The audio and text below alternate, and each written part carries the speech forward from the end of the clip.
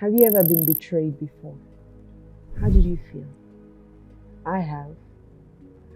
And it felt very, very bad. It felt sad. I'll tell you what happened. So I had this guy that I really liked. And he used to come, I would see him literally every day or at least every other day. Maybe I'll say it was my first real crush. I don't know how to call it love, but I know crush. I really liked him. He was cute, tall, dark, and handsome. He had a beautiful smile, and he was a sweet person, and I really enjoyed spending time with him. And one day he came to my house. I might have shared this story before. He came to my house and sat down with me, and he was looking sad. I'm like, what's wrong? Is everything okay? He said he's fine. I said, okay, fine, And he stayed the day and then left. So the following day, I didn't see him, and which was weird, he didn't call as well.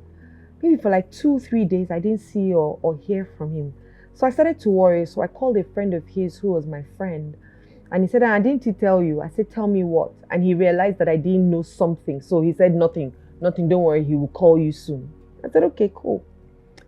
Anyways, eventually he did call me, and then he told me he traveled to America. I'm like, really? And he said, yes. I said, so why didn't you tell me? He said he looked at me that day and he knew that he was going to hurt me, and he didn't want to, and he's not very good with goodbyes. And I felt so betrayed, right?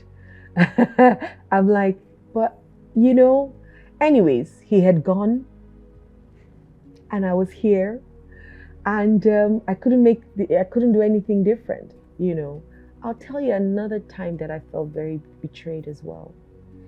I'd been with somebody for a while, and there was a child in the mix, and this child was meant to be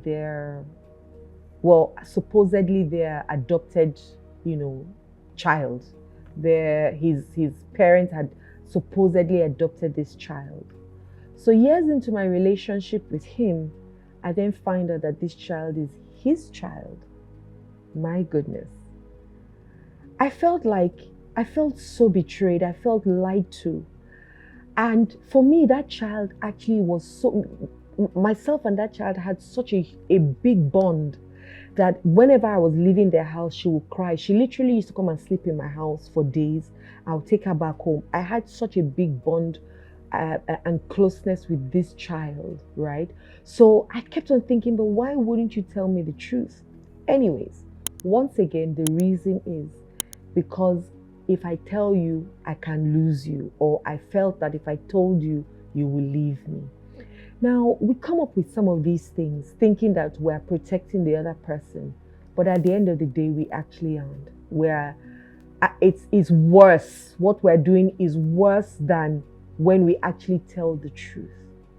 And for those who have felt abandoned and betrayed before, I honestly can tell you that you're not alone. I have other stories, but those are the only two that I'll share for today. I'm sure you have dozens of stories. Some people their parents will say, I will do something for you, and they will not do it. So they betrayed them. For some people, it's their relatives that they grew up with who promised them stuff and they didn't do it. As children especially, our parents think that they can just say whatever they like to us, whenever, however, and we should accept it, forgetting that we are small humans as well, and forgetting that we also have emotions, and that we can also make those things an imprint in our lives that can keep hurting us as we grow on and grow up. So it's something that is damaging, and one thing that it can do is impact one's ability to trust or feel safe in intimate relationships. So you can imagine how all my other relationships after that happened. I'm thinking, let me not trust this person too much so that they don't betray me or abandon me or humiliate me. Some people is that they were cheated on and they love this person so much, and then one day they come into the bedroom and see another person there, and it finishes them. So it'll be different things for different people. I can't say it's one thing. It's not one size fits all.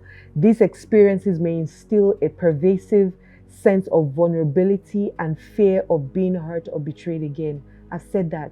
Once it registers as a painful experience, your mind's job is to stop it from happening again.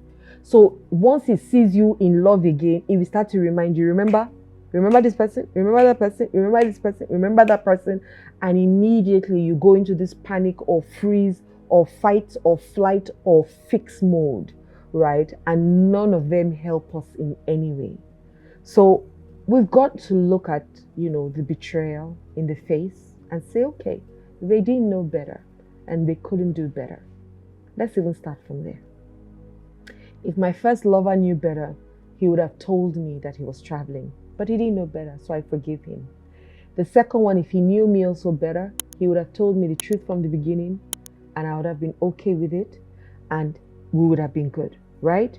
But now that he doesn't know better, I forgive him, right?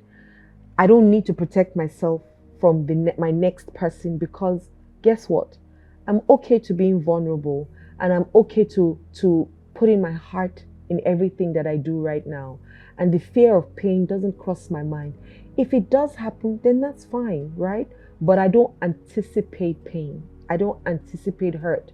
I don't anticipate betrayals or humiliations anymore, because I've dealt with what I have made the ones that happened in my past mean.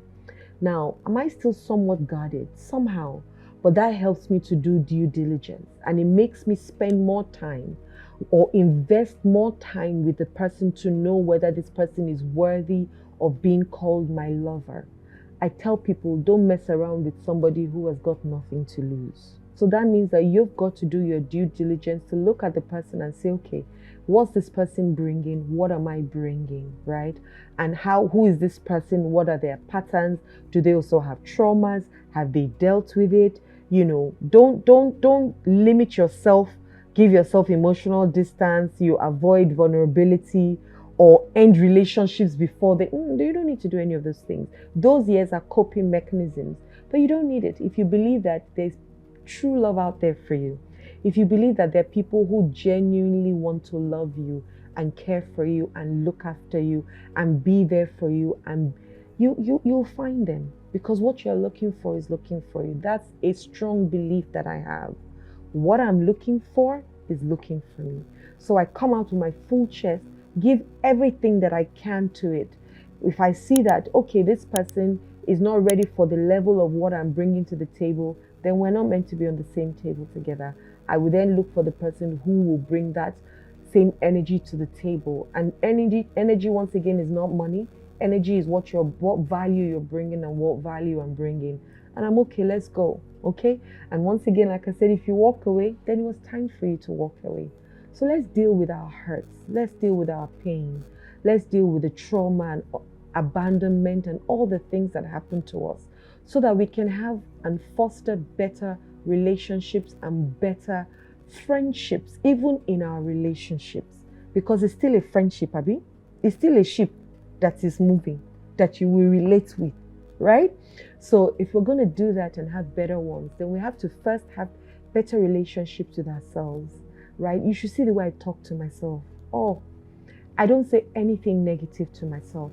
And when I catch myself in a place where, okay, I'm playing in a negative vibration, I can switch it immediately and tell myself, stop this, you know better, and so do better, right? And so immediately I pick myself up, I cancel all the complaining people that I'm complaining to, and I focus on creating the life that I want to live with the people that I choose to have it with. And honestly, my life is not the same at all. And so if it has worked for me, I promise you it can work for you too, because success leaves clues, and I can help you. I can teach you if you want it. Okay? Love and light. Thank you very much for watching and taking out time to listen to the videos that I have dropped this week and this season. I really do hope that we can help you. If you need extra support, please click the links below. You'll see all the links that can connect you to me, okay?